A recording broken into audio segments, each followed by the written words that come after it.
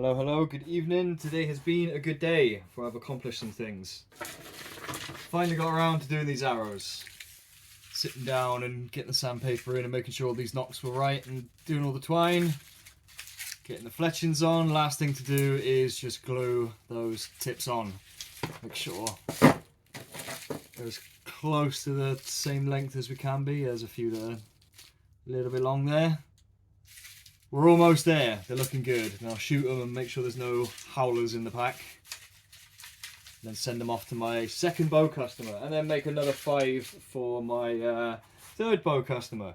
What else? Today I did my first bit of playing around with leather wraps for these handles.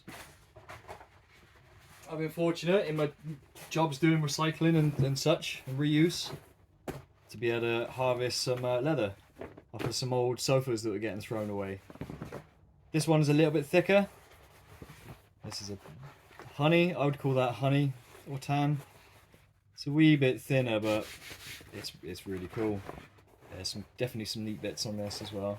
Yeah, perfect for not quite thick enough to do quivers, proper quivers with, but perfect for wrapping around handles on particularly skinny longbows such as this. I've not been able to do this so far because the other handles I've made have been sort of large and ergonomic and don't really need it, but these are perfect. The Japanese longbows. Yeah, make sure it's all done first because your arrow needs to sit sort of as close to the bow as possible. Once you've done all that, you can get your handle on there. I see this one, I might tidy up a little bit better, but I think it matches the honey quite well. This one, that dark leather on the U. Yeah, without the birch bark. A little bit more bending needs doing on this one. It should be able to sit flat on the table. Hasn't quite got it, but it was from a slightly weird branch, that one. Still looking pretty good. Yeah, this one.